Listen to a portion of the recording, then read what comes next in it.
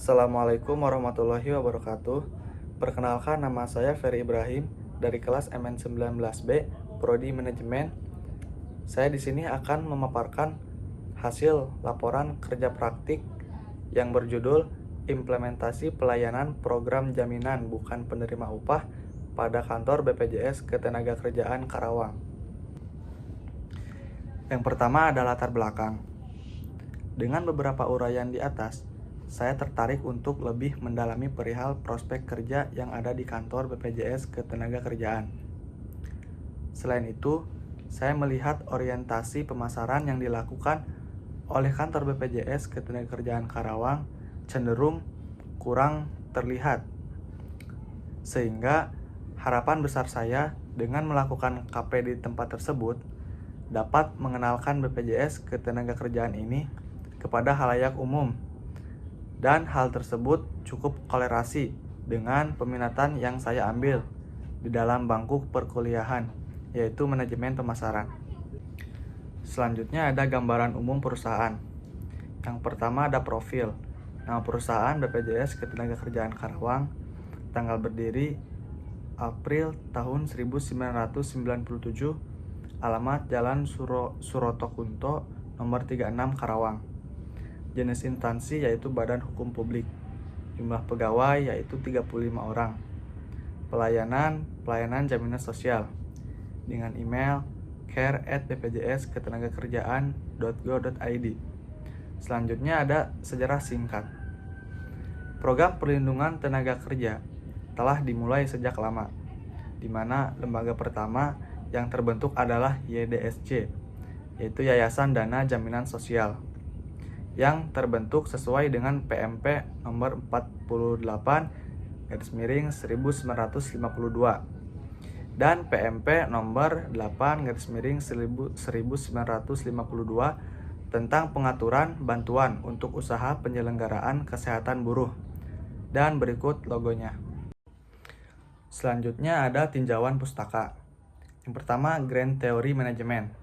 Pengertian manajemen menurut Hasibuan tahun 2010 mengatakan, manajemen adalah ilmu dan seni mengatur proses pemanfaatan sumber daya manusia dan sumber daya lainnya secara efektif dan efisien untuk mencapai suatu tujuan tertentu. Selanjutnya, Mindel Teori Manajemen Pemasaran. Menurut Kotler dan Armstrong, dalam Priyansa tahun 2017 menjelaskan, manajemen pemasaran ialah suatu upaya manusia untuk mencapai hasil pertukaran yang diinginkan dan membangun hubungan yang erat dengan konsumen dengan cara yang menguntungkan bagi perusahaan.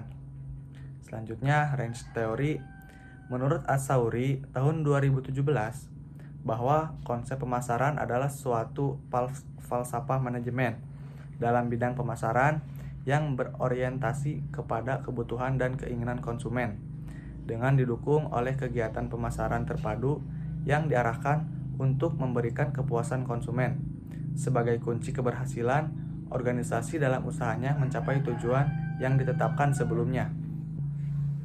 Selanjutnya ada tujuan dan metode. Menggunakan metode observasi dengan tujuan untuk memberikan pengetahuan serta ilmu kepada mahasiswa yang sedang melaksanakan kerja praktik mengenai gambaran dunia kerja yang sesungguhnya, dan juga untuk mengajarkan mengenai profesionalitas dalam dunia kerja yang harus dimiliki oleh para mahasiswa ketika sudah berada pada dunia kerja. Selanjutnya, untuk pelaksanaan KP. Tugas-tugas yang dilakukan, yang pertama, melakukan penyusunan berkas voucher pencairan jaminan. Yang kedua, memverifikasi berkas voucher jaminan. Yang ketiga, menginput berkas jaminan. Dan yang keempat, yaitu melakukan pelayanan kepesertaan bukan penerima upah. Yang kelima, melakukan perekaman data kepesertaan. Yang terakhir, yaitu menginputkan data kepesertaan. Selanjutnya, yaitu pelaksanaan KP. Berikut uraian pelaksanaan kerja praktik. Jobdesk yang dilakukan selama kerja praktik yang dilaksanakan dimulai sejak 17 Januari tahun 2022 sampai dengan 26 April tahun 2022. dan dilakukan selama hari kerja, yaitu Senin sampai dengan Jumat. Jobdesk yang dilakukan yaitu pertama, melakukan penyusunan berkas voucher pencairan jaminan. Yang kedua, memverifikasi berkas voucher jaminan. Yang ketiga, menginput berkas jaminan. Yang keempat, melakukan pelayanan kepesertaan bukan penerima upah. Yang kelima, melakukan perekaman data kepesertaan. Dan yang terakhir yaitu menginputkan data kepesertaan. Tugas utama yaitu 1. Melakukan kegiatan kearsipan voucher jaminan. 2. Melakukan kegiatan administrasi pada departemen terkait. 3. Melakukan pelayanan kepesertaan bukan penerima upah. Tugas pendukung yang pertama yaitu pengenalan lingkungan kerja, perkenalan diri kepada rekan kerja, dan mengikuti training untuk mengetahui jobdesk apa saja yang akan dikerjakan. Dan yang kedua yaitu melakukan scan dokumen. Yang ketiga, membantu menyiapkan surat untuk dikirimkan kepada para peserta jaminan. Dan yang terakhir yaitu merapikan berkas arsip di ruangan arsip. Selanjutnya, permasalahan dan solusi.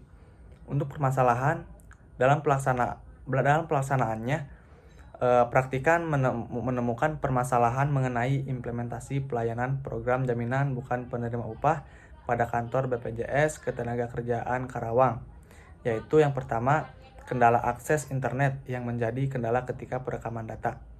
Dan yang kedua, yaitu kendala perangkat printer yang sering kali error ketika akan melakukan pencetakan kartu. Selanjutnya, solusi, yaitu yang pertama, melakukan pelaporan kepada pihak terkait untuk dilakukan perbaikan secara instan untuk memperlancar operasional perekaman data. 2. Menggunakan printer pada bagian lain yang tersedia agar mempercepat pelayanan. Untuk selanjutnya, kesimpulan dan saran. Kesimpulan berdasarkan pembahasan yang telah disampaikan sebelumnya yang berkaitan dengan implementasi pelayanan program jaminan bukan penerima upah pada kantor BPJS Ketenagakerjaan Karawang.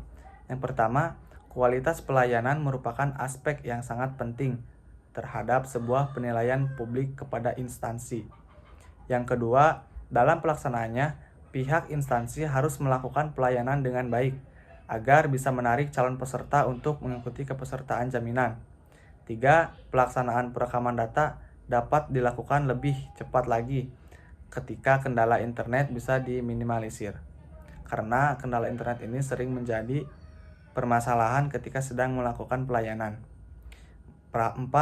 Pelaksanaan pencetakan kartu kepesertaan beberapa kali terjadi kendala karena perangkat printer yang error. Untuk solusinya yaitu dalam pelaksanaan kerja praktik, selanjutnya para mahasiswa di tingkat harus menunjukkan performa dan penilaian yang baik kinerja maupun sifat dan akhlak.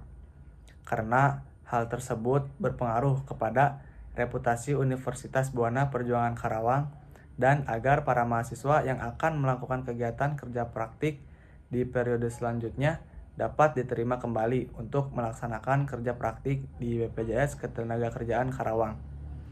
Sekian dari saya, kurang lebihnya mohon maaf. Wassalamualaikum warahmatullahi wabarakatuh.